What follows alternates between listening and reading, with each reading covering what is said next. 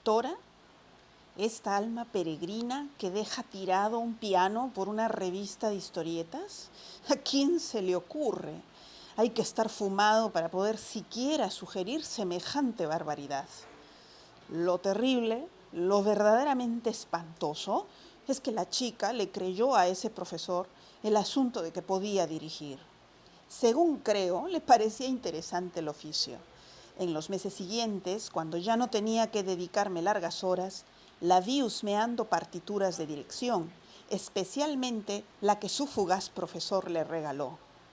Leyó libros sobre la materia, empezó a mirar videos de directores famosos, se paraba ante un espejo y copiaba movimientos, tomaba nota de consejos que le daban los pocos que en la ciudad podían orientarla al respecto. De vez en cuando venía a mí, cuando necesitaba leer un fragmento o hacer algún análisis, pero yo era una herramienta, no un propósito. Poco a poco empezó a meterse más en aquel espinoso camino y yo ni siquiera podía reírme porque noté que lo hacía con mucha más vitalidad que alguna otra cosa en su vida. ¿Cuánto tiempo le duraría la afición esta vez? Al año siguiente hubo un nuevo y efímero curso de dirección con otro maestro visitante. Elena asistió esta vez sin necesidad de chantajes por parte del maestro Cecilio. La vi ir con convicción, casi diría con entrega. La vi amanecerse memorizando las partituras, la vi practicar infatigablemente nuevos movimientos y cuando el curso terminó regresó con un diagnóstico mucho más contundente que el anterior. Mamá, dice el profesor que soy un talento natural para la dirección. La mamá lo creyó, creo que porque las mamás siempre creen las buenas noticias sobre sus hijos, aunque pequen de exageradas.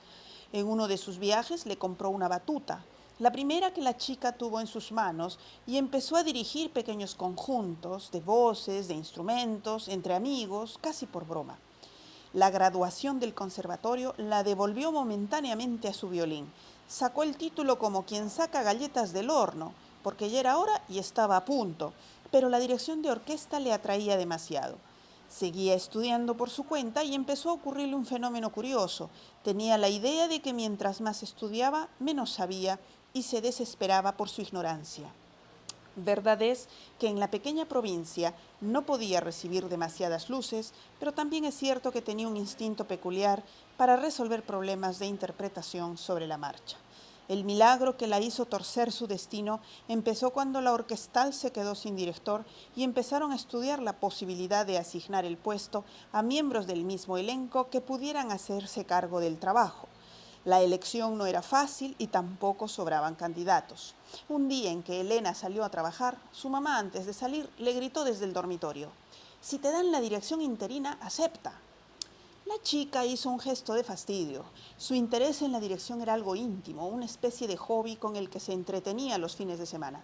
Sé que le encantaba ser una bulliciosa, rebelde e insolente violinista de fila y que así quería terminar sus días. Por eso, la profecía de la mamá le sonó ridícula. «Estás loca, mamá, jamás me la darán a mí». Cuando volvió 4 horas más tarde, era directora interina y estaba aterrorizada. Amigos y amigas que leen por gusto, estamos en la librería El Virrey en Miraflores, espacio al que agradezco la hospitalidad. Y están viendo a la violinista, musicóloga y novelista Zoila Vega Salvatierra, arequipeña para más señas. Y ella ha leído un capítulo de esta novela titulada Cantan al hablar. Por favor, si nos puedes mostrar la portada, Zoila. Editada por Seis Barral. Ella vino a presentar esta novela a Lima y conversábamos cuando que pronto, como tiene que ser, la va a presentar en Arequipa. Así que un gusto reencontrarme contigo, Zoila. Hace mucho tiempo nos vimos en una feria libre de Arequipa. Bienvenida. ¿Cómo estás, Jaime? Muy buenas tardes. Muchas gracias. Pues has leído un fragmento de esta novela cuya estructura es muy peculiar porque estamos viendo en la portada, voy a mostrarla ahora yo, que hay un piano y quienes relatan la historia son 6 pianos, ¿no? Uno podría escoger, o lo usual, lo particular, podría ser, uno puede narrar la historia de una ciudad, de una familia, de una música, desde el punto de vista de un personaje omnisciente que cuenta y lo sabe todo, pero aquí estos narradores omniscientes o que lo saben todo, o testigos, son los pianos, ¿no? Exactamente. Esta novela quedó finalista en el premio Copé 2013, se titulaba Teclas, Correcto. Y bueno, ahora por fin ve la luz. Y Así claro, es. la pregunta natural es, ¿cómo se te ocurrió la novela y cómo decides tomar esta decisión arriesgada, ¿no? De narrar desde el punto de vista de pianos con sus distintos nombres? Lo que sucede es que, bueno, es la primera vez que escribo sobre música y creo que Mm. desde música. Mis otras novelas no tenían una temática musical. Y en mi vida profesional yo me he visto rodeada de pianos. Mi propio piano, el piano de la facultad donde estudié, los pianos de donde he tocado recitales que me han acompañado a mí con el violín o donde han tocado solistas que yo he dirigido con la orquesta. Y estos pianos, cada uno tiene una característica, cada uno tiene una forma de emitir el sonido, o tiene una cicatriz, o tiene algo que llamamos comúnmente yaya, ¿no? Algo que no les funciona muy bien. Se cae la pedalera, se resbala la cuerda, la tecla no acciona. Y eso me dio la idea de que cada uno tenía una personalidad particular. Pero además, yo siempre he sido muy curiosa y como he estado en el mundo musical desde muy joven, siempre escuchaba historias, contar a los mayores, este piano pasó por esto, o aquel piano pasó por aquello, o te acuerdas tú de esa época en que hubo tal asonada, entonces tuvimos que poner el piano en la puerta y no sé qué. Entonces me fui alimentando de esas historias encontradas que originalmente son anécdotas, pero cuando las empiezas a coser son historias de vida. Pero no valía la pena hacer que otros hablaran. Valía la pena que el mismo piano nos lo contara. Y por esa razón los hago hablar a ellos. Como testigos, ¿no? Observadores, también seres que sienten, que como dices tienen heridas, cicatrices, los ratones ahí se recorren en sus partes internas, ¿no? Y bueno, estos narradores, testigos, pues son los tipos de piano. Quien abre la historia es acá, ¿no? Incluso nos corrige porque es muy pretencioso el Bechstein, ¿no? Sí, nos da una lección de fonética Sí. para no osar pronunciar Ajá. mal su nombre, ¿no? Bechstein. Ajá. Y está el Ronisch, ¿no? Está Rennes, El sí, que Ronisch. también es alemán, y está Sí, Rajals, y sí. está Stanway.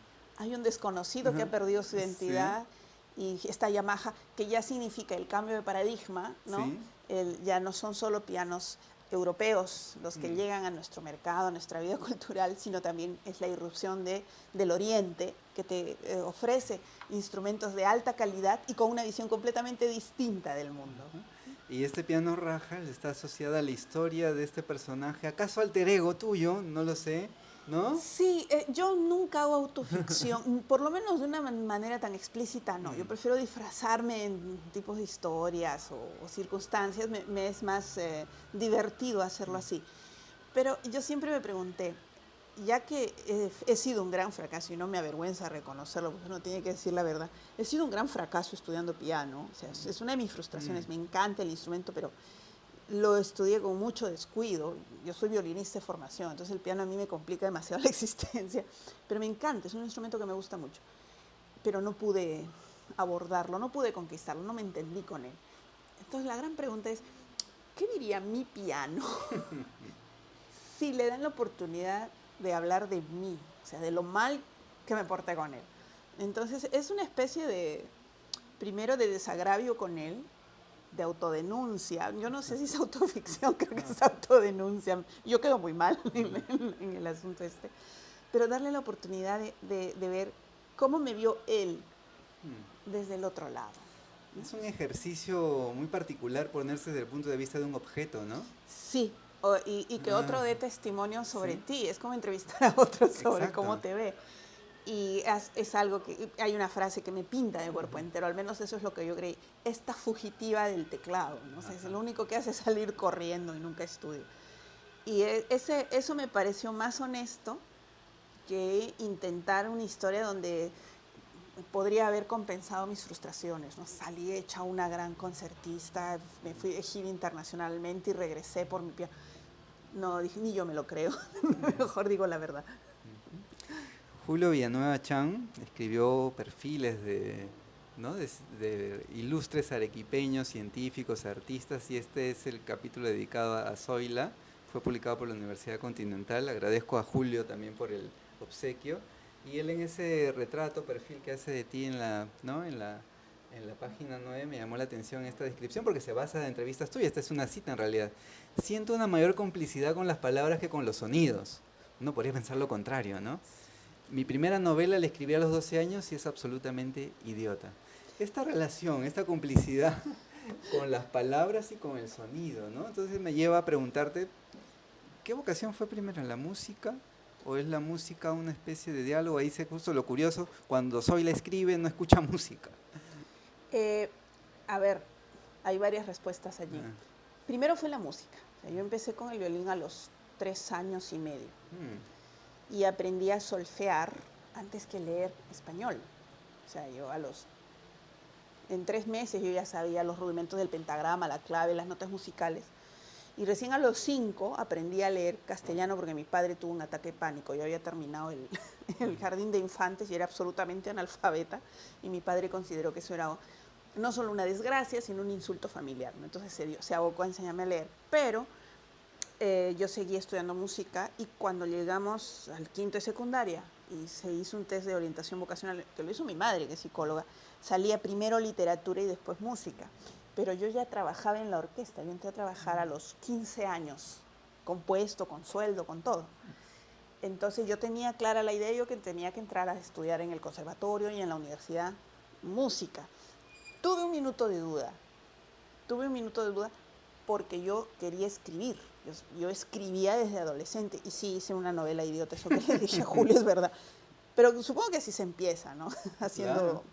bueno, tonterías de adolescente, pero que son tu primer jogging, tu primer calentamiento como escritor, ¿no? ¿Llevabas un diario? ¿Entiendo? Eh, a veces sí, es que soy tan Ah, indisciplinada con las ah, cosas rutinarias que el diario se escribe una vez cada 4 meses, pero a veces anotaba cosas así. Pero lo que yo recuerdo es que mi padre me sentó así, mi padre es muy sabio, él, ¿no? Entonces, ¿por qué quieres escribir? Me dijo, o sea, ¿por qué querrías estudiar literatura? Porque yo estaba en duda a qué carrera me iba a presentar. O sea, 99.9% de mi cerebro y de mi ser decían, te vas a matricular en música y vas a estudiar violín profesionalmente. Y si estudio literatura, estaba yo en esa duda y mi papá me dijo, ¿por qué quieres estudiar literatura? Dime tus razones y yo te digo si son válidas o no. Le dije, yo quiero escribir. Entonces me dijo, si tú quieres escribir hay dos cosas que tienes que hacer. Tienes que leer y tienes que escribir. Entonces, nunca vas a escribir si no practicas y no puedes escribir si no lees. Entonces, bueno, yo sí leo y también escribo. Entonces, señorita, siga usted haciendo eso. Si usted me dice que quiere profundizar en el estilo literario, la teoría literaria, cosas más académicas, entonces yo te diría, bueno, estudia literatura. Mi padre me dio todo un... Te estoy resumiendo una tarde entera de conversación, ¿no? muy sabio y atinado, porque quien estudia literatura no se forma como escritor, ¿no? En la universidad. Algo así me dijo, pero él ha estudiado literatura, él es bachiller en literatura y él es un poeta que ha trabajado en su casa su poesía de una manera muy constante toda su vida. Entonces, yo sabía de qué me estaba hablando, porque yo de chica lo he visto en la máquina de escribir, corrigiendo, escribiendo y haciendo poesía siempre. Entonces dije, claro, me gusta eso y creo que lo voy a hacer. Y eso es lo que he hecho todos estos años, o sea, mi vida profesional, pero escribir es algo que en mi familia hacemos naturalmente. Yo no sería capaz de componer con sonidos, a eso me refiero que, claro, yo trabajo con los sonidos, pero cuando entro en estado de poiesis, desgraciadamente no me expreso con sonido como haría un músico, un compositor, Mm. me expreso con palabras. Creo que es también por la formación en casa, ¿no? La vida familiar. Sin embargo, en la literatura, en la escritura, ya de manera específica, se piensa mucho las palabras por su sonido. Es decir, hay una Sí, musicalidad, un ritmo en las sí, palabras. Y sí. allí creo que como música, eso de tener el oído para, No, creo y que te es ayuda. cierto, yo utilizo Ah, mucho las dimensiones musicales para escribir. ah, O sea, cuando planteo, es como cuando creamos melodía. A ver, ¿quién tiene la voz cantante? Aquí, ¿quién está hablando? ¿Quién le pasan cosas? ¿Quiénes solo son texturas de acompañamiento? ¿O quién lleva el contracanto? Pero cuando corrijo, pienso mucho en ritmo.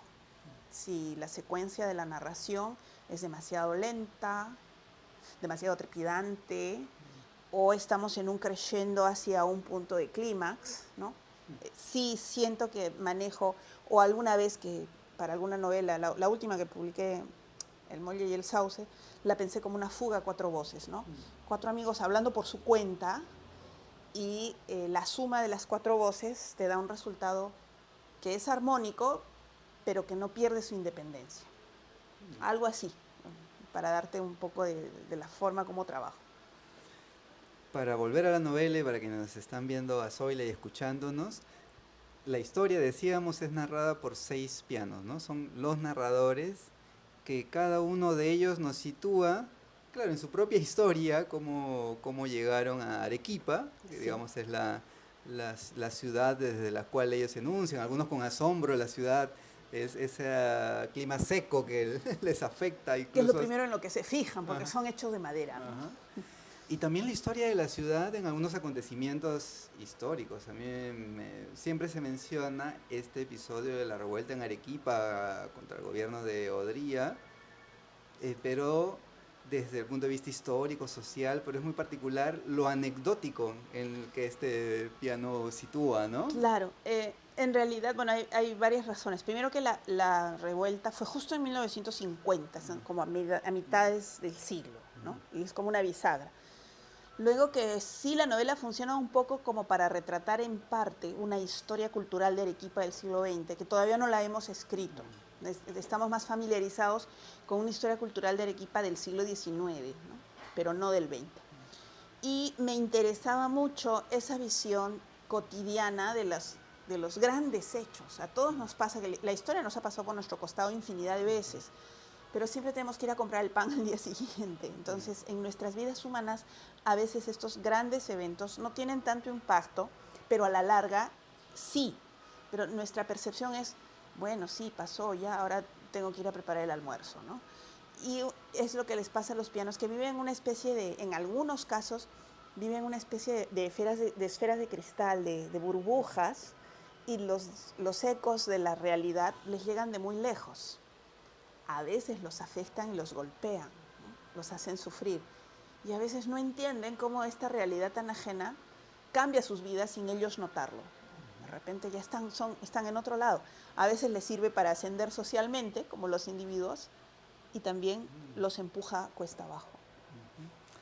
Y otro aspecto también muy particular es, claro, cada piano, desde su origen y su lugar en la sociedad, como que va diciendo a uno de ellos que ya no es, ya el piano no es lo que era antes, ¿no?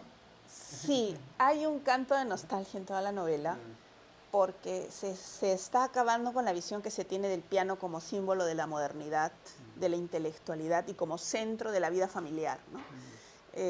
Una burguesía que construyó el Perú republicano se basa en discursos modernos, en la búsqueda de un cosmopolitismo de avanzada, y el piano es el símbolo de eso.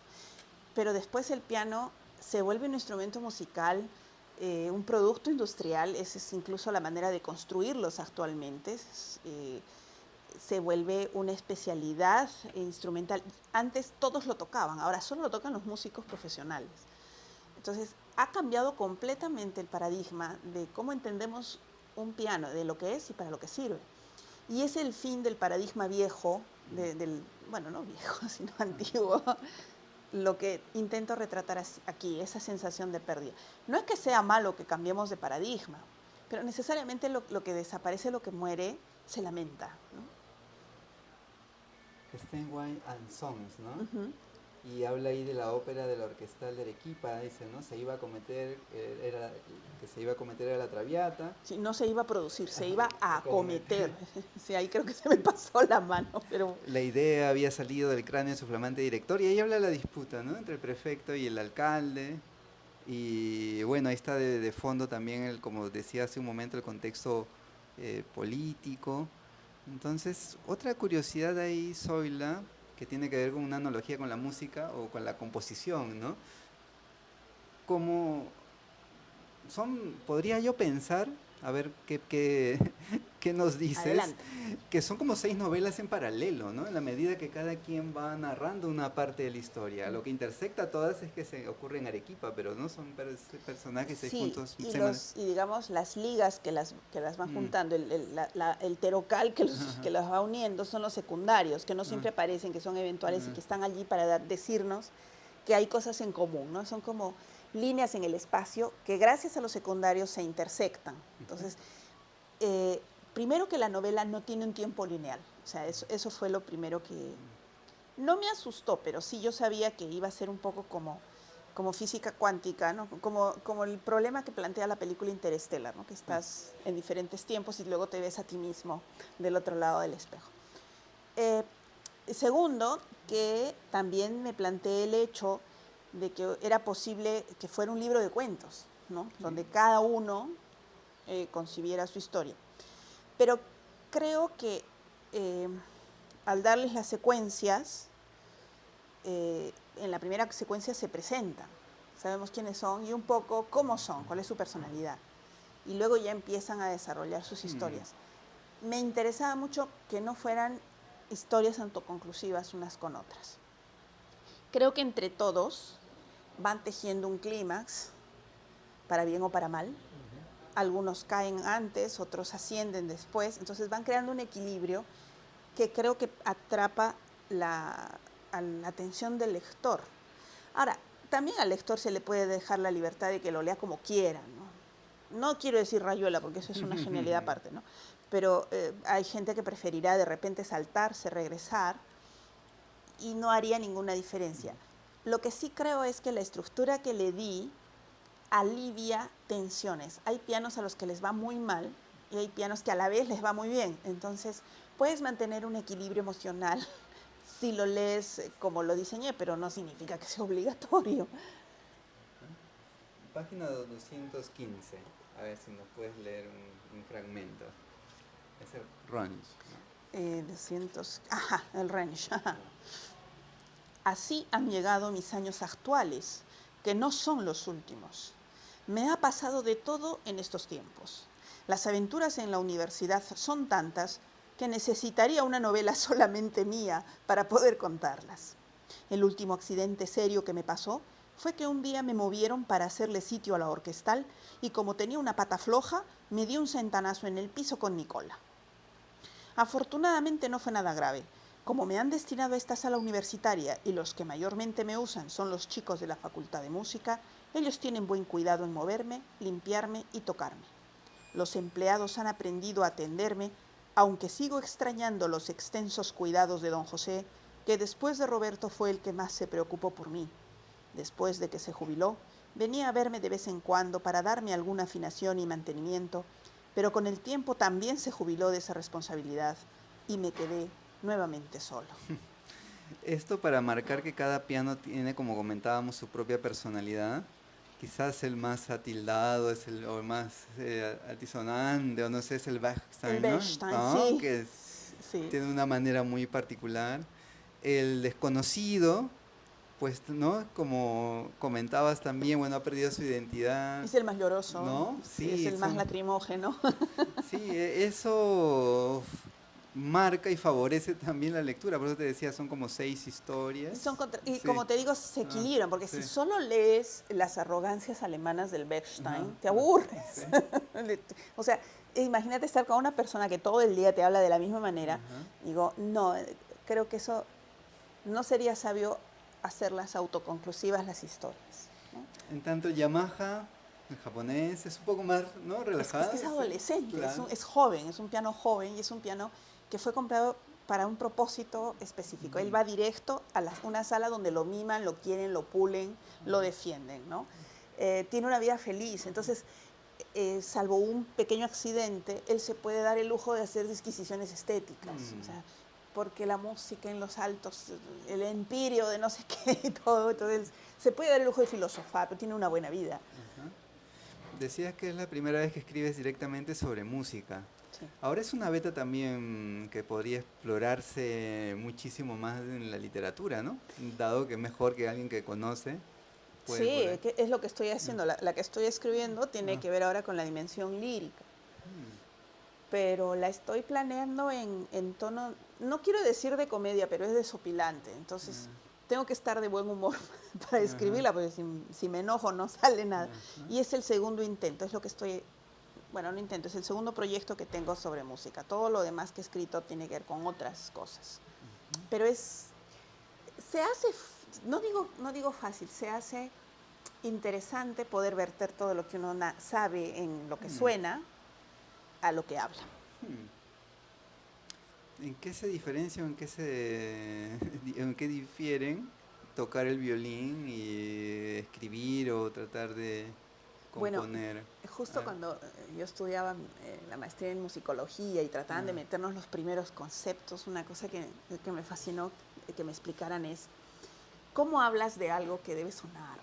O sea, la música suena y no se verbaliza tanto, te gusta o no te gusta, tienes profundidades, tienes ideas, pero las captas simbólicamente, no tanto verbalmente. Entonces el musicólogo lo que hace es escribir sobre eso. Pero ¿cómo escribes de algo que ha nacido para ser oído, no para ser leído o verbalizado? Era una de las primeras, uno de los primeros dilemas que enfrentábamos los musicólogos jóvenes. Y para mí esa parte nunca fue un problema, porque como yo tenía ejercicio escritural, para mí era fácil explicar mis ideas, un poco torpemente en el concepto, pero digamos que en la forma sí funcionaba. Entonces, me resulta relativamente sencillo verbalizar lo que como músico siento. Mis amigos músicos a veces me toman el pelo, ya vas a escribir sobre esto. Pero ¿cómo vas a hacer cómo vas a describir una sonata si eso es algo que nosotros tocamos? No tenemos por qué hablar de eso. En lugar de hablar, tócala y no molestes, ¿no? Pero hay una manera, tiene que haber una forma, aunque sea, no es una forma que yo diga que es la única, pero es un ejercicio y es una propuesta interesante, ¿no? Por ejemplo, el pequeño ensayo que hago sobre la Traviata, hay un capítulo que hago un ensayo sobre qué es la Traviata, porque yo le he dirigido la Traviata, he dirigido una temporada, me paraba ahí con la batuta y he tenido a mi cargo la dirección artística de una temporada de ópera tan pesada como la Traviata. Son 3 horas y media que hay que estar y no para, o sea, es continuo. Pero ese ensayo precisamente lo desarrollé a partir de esa experiencia. Y porque estaba dirigiendo, estaba mirando el escenario y empecé a desarrollar esas ideas y me fue mucho más sencillo verbalizarlo en ese momento. Pero no sé si siempre puede ser, ¿no? Como musicóloga también te interesa mucho la historia. Estaba viendo un ensayo sobre las danzas decente e indecente en la República, Sí, sí, ¿no? sí. Mi trabajo en musicología es histórico y sí, estoy trabajando ahora el impacto de las danzas, el impacto sobre todo social y los tipos de danzas del siglo XIX en el Perú, que se ha trabajado muy poco. Y bueno, desde la historia, ¿no? La historia, digo, para hacer este cruce en la literatura peruana es una beta todavía fértil, pienso. Sí. Bueno, En- a mí me gusta mucho trabajar ficción histórica. Creo que es un espacio, no, es un tiempo en el que tengo mucha libertad. Fíjate que no es novela histórica, es ficción histórica. Que tengo mucha libertad, está fuera de nuestro tiempo, así eludo mi cotidianeidad, que me parece un poco, no la manejo bien, así que mejor fugo. Entonces, este espacio que yo creo me da mucha libertad de hacer lo que yo quiera y de utilizar las simbologías, parábolas y alegorías que me dé la gana, o sea, para poder decir lo que quiero, ¿no?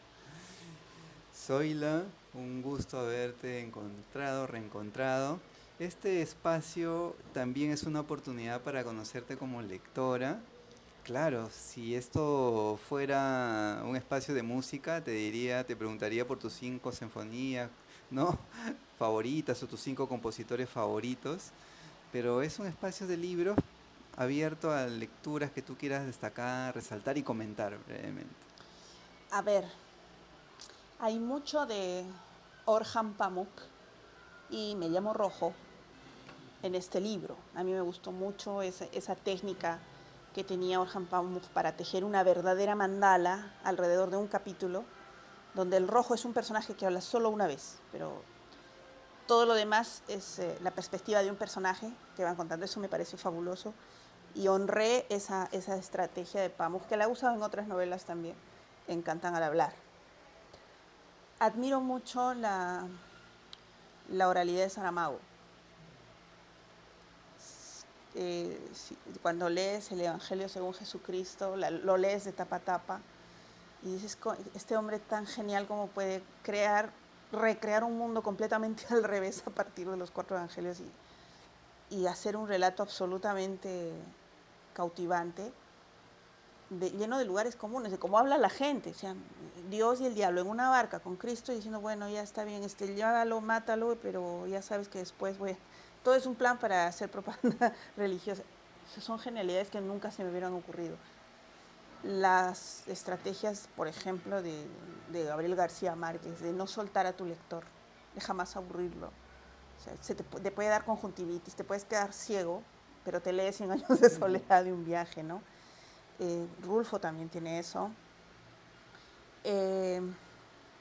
Borges, que es demasiado exquisito, que a veces no lo lee, él escribe para una realidad suya, o sea, y le importa un cacahuate si lo entiendes o no. La cuestión es que él tiene que escribir. Esa distancia es respetable también. Significa que tú no escribes pensando en un mercado o en un lector, sino que tú tienes que estar satisfecho de lo que haces, es lo primero que debes entender. Entonces, en ese sentido, Borges es, mira, si no me entiendes es tu problema, no mío, ¿no? Yo no quisiera decir eso, pero es Borges. Y luego, ¿quién más te puedo decir? Se me viene a la cabeza tantas personas. Ahora estoy leyendo a Isabel Vallejo. Irene Vallejo. Perdón, Irene Vallejo, a mí se me olvidan los nombres, me confundo con las iniciales. Irene Vallejo, El infinito en un junco.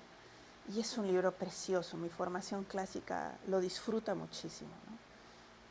Y creo que ese ensayo que nos explica el origen, no solo del libro, de la materialidad del libro, sino de cómo pensamos alrededor de los libros, me hace feliz solo de abrirlo. Cosas así. ¿Tu compositor favorito? Mozart. Soy muy mozartiana. Y luego, detrás de él, los compositores galantes y clásicos del 18. Muchísimas gracias por esta conversación, Zoila. Zoila Vega Salvatierra nos ha presentado Cantan al hablar. Se presentó recientemente en Lima y pronto en Arequipa, como tiene que ser, ¿verdad? Así es. Ya daremos noticias. Un gusto, Zoila. A ti las gracias. Gracias también al Virrey por acogernos en esta conversación y a quienes siguen la página. Nos vemos en una siguiente transmisión.